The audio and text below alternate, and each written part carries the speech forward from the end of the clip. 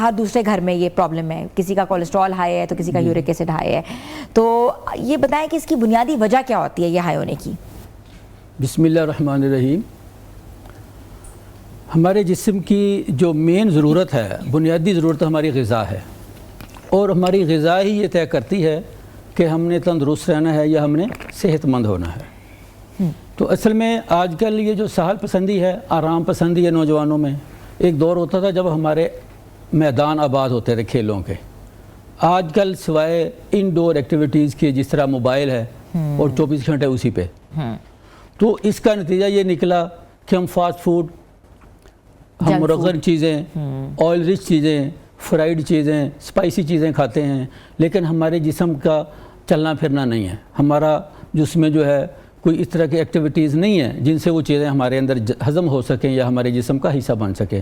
نتیجتاً یہ ہوتا ہے کہ ہماری جسم کی حرکات نہ ہونے کی وجہ سے، جسم کے سست ہونے کی وجہ سے آپ کا میٹابولزم سست ہوتا ہے، آپ کا ہاضمہ کمزور ہوتا ہے، اور پھر معدے میں تیزابیت، گیس، قبض جیسے ایشو جو ہیں وہ سر اٹھاتے ہیں۔ اور جب قبض ہوتی ہے، جب جسم سے ایسے ٹاکسک مادے جنہیں جسم سے خارج ہو جانا چاہیے جب وہ نہیں نکل پاتے، تو پھر اس کے نتیجے میں کیا ہوتا ہے کہ یہ جو یورک ایسڈ ہے، یہ وہ جسم کے بڑے ہوئے تیزابی مادے ہوتے ہیں، یہ ہائی رہتا ہے، وہ ہمارے جسم میں سٹور ہونا شروع ہو جاتے ہیں۔ ٹھیک ہے، وہ کرسٹ کی شکل میں بعد پھر جب زیادہ بڑھتے تو ہمارے جوڑوں میں جا کے سوجن کا، درد کا، یہ جس طرح کمر درد ہے، آرتھرائٹس ہے، گاؤٹ ہے، اس طرح کے پھر وہ مسائل کا مزید آگے اس کا۔ تو اسی طرح کولیسٹرول ہے، کولیسٹرول جو ہے یہ ایک نرم ملائم مادہ ہے، جب یہ ہمارے خون میں بڑھتا ہے تو یہ ہماری خون کی نالیوں کو سخت کرتا ہے،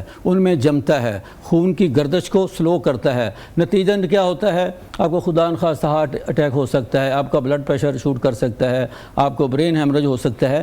یہ دو وہ چیزیں ہیں جو ہمارے جتنے بھی خطرناک امراض ہیں ان کی یہ بیس بنتا ہے، یورک ایسڈ اور کولیسٹرول۔ اور اس کی جو مین وجہ ہے وہ ہماری آرام طلبی، ہماری جو حرکات ہیں یا ہماری ایکٹیویٹیز کا نہ ہونا، اور دوسرے نمبر پہ ہماری ایسی غذائیں جو پروسیس فوڈ ہیں، مرغن چیزیں ہیں، اور جو ان نیچرل، جو فطری غذائیں نہیں ہیں، جو ہم آرٹیفیشل طریقے سے، کیونکہ آج کل تو زیادہ میدے بیس پہ جتنی بھی چیزیں ہیں نا وہ ساری میدے بیس پہ ہم استعمال کر رہے ہیں، اور میدا جو وہ جسٹ لائک اے گم، جو ہمارے معدے میں جاتا ہے، ہماری انتڑیوں میں جاتا ہے تو وہ چپک جاتا ہے، وہ ان کے پوروں کو بند کر دیتا ہے۔ اچھا حکیم صاحب، علامات کیا ہوتی ہیں؟ کسی کا کولیسٹرول ہائی ہے تو کیا علامات ہوگی، یا یورک ایسڈ ہائی ہے تو کیا علامات ہوں گی؟ دیکھیں، یورک ایسڈ جب ہائی ہوتا ہے تو اس کی سمپل سے یہ ہوتی ہے کہ آپ کے یہ جو پاؤں کا انگوٹھا ہے اس میں سرسراہٹ سی آنی شروع ہو جائے گی، جیسے سن ہونا، پھر ایسا ایسا درد ہونا، آپ کے ٹخنوں پہ سوجن آنی شروع ہو جائے گی، آپ کے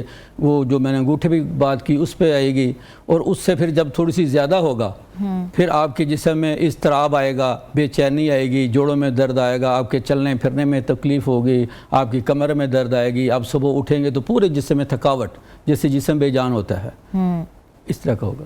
یہ سب چیزیں علامات ہوتی ہیں، سب علامات ہوں گی آپ کو۔ ٹھیک ہے۔ اچھا، اس سے نیند بھی پرابلم ہوتی ہے یا آپ کو ذہنی دباؤ بھی بڑھتا ہے؟ دیکھیں، جب آپ کا جسم بے چین ہوگا تو دماغ تو سب سے پہلے ہے نا، تو نیند کا تعلق ہمارے دماغ سے ہے۔ نیند ہمارے دماغ کی خوراک ہے، نیند سے ہمارا دماغ جو ریفریش ہوتا ہے، ریسٹور ہوتا ہے، اور وہ تمام جتنی بھی اس کی ذمہ داری ان کے کرنے کے وہ قابل ہوتا ہے۔ اگر آپ 2-3 دن نہ سوئیں تو پورا جسم آپ کا کتنا مضطرب ہو جاتا ہے، کتنا مطلب اس میں عجیب قسم کی وہ بے چینی، غصہ، اور وہ کیا کہتے ہیں نا، ایک ہر وقت کی اکتاہٹ سی آ جاتی ہے۔ تو یہ چیزیں ہمارے دماغ کو تو لامحالہ سب سے پہلے متاثر کرتی ہے۔ ٹھیک ہے، اب ریمیڈی کیا ہے؟ اگر آپ ریمیڈی کی بارے میں بتاتے ہیں تو ہم کچن سے جو ہے کیسے اس کا حل نکال سکتے ہیں، کیونکہ حکمت کی تمام ریمیڈیز ہمارے گھر میں ہی موجود ہوتی ہیں جن کو ہمیں پتہ نہیں ہوتا کہ ان کو استعمال کیسے کرنا ہے، ان کو بنانا کیسے ہے۔ تو اگر ہم بات کرتے ہیں یورک ایسڈ کی تو کیا چیزیں استعمال کرنی چاہیے؟ دیکھیں جی، اس میں سب سے پہلے ہماری غذا ہے، ہماری غذا کا انتخاب اور اس کا استعمال۔ جب تک ہم اپنی درست غذا کا، جو ہمارے اس مسئلے کو ختم کرنے کے لیے فائدہ مند ہوگی، سب سے پہلے وہ ہے، ہم نے یہ کرنا ہے کہ پہلے ہم نے وہ چیزیں چھوڑنی ہیں جن سے یہ پیدا ہو رہا ہے، بنتا ہے، جس طرح ریڈ میٹ ہے، جس میں گوشت ہے، किसी भी किस्म का गोश्त, किसी भी किस्म का गोश्त है, बीफ हो जाए, दूसरे मटन हो जाए, लफ्ज़ों में चिकन हो हम कह जाए, सकते हैं कि प्रोटीन, वो प्रोटीन भले छोड़ दालें देंगे। हों, वो अनाज हो, अच्छा, जिनमें प्रोटीन होगी वो आपके यूरिक एसिड को भी नुकसान देगा और आपके कोलेस्ट्रॉल को भी वो बढ़ाएगा, आपके जिस्म में उसकी अफजाइश का सबब बनेगा। सबसे पहले तो हमने ये करना है कि हमने उसको बैलेंस करने के लिए, जब तक ये हमारा इसका लेवल कंट्रोल नहीं होता, बैलेंस नहीं होता, हम हर वो चीज़ जो इसकी वजह बन रही है हम उसको कुछ अरसे के लिए छोड़ देंगे।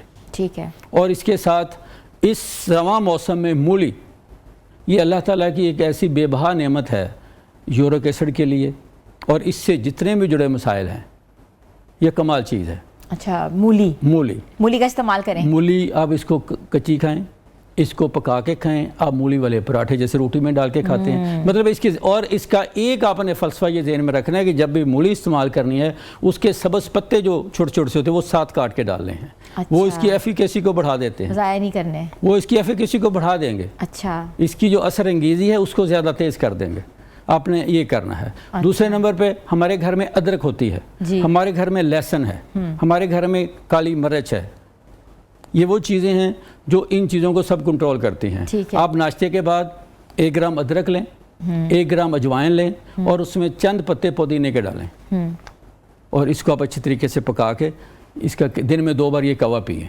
ठीक है। इससे आपका स्टमक भी बेहतर होगा और वो जो यूरिक एसिड से जुड़े मसाइल हैं उनमें भी कमी आएगी। इसी तरह अगर आपको कोलेस्ट्रॉल का इशू है तो हमारे घर में अदरक भी है, हमारे घर में काली मिर्च भी है, लहसुन भी है, पुदीना भी है, हमारे घरों में अनारदाना भी होता है, हमारे घरों में सब्ज़ मिर्च भी होती है। आप अनारदाना, अदरक, लहसुन और पुदीना, ये 4 चीज़ें आप 100-100 ग्राम ले लें और सब्ज़ मिर्च और काली मिर्च आप 10-10 ग्राम लेके इनको ग्राइंड करके जिस तरह हम चटनी बनाते हैं ना, इसको महफूज रख लें आप। इसमें आपने नमक नहीं डालना। अच्छा, ठीक है।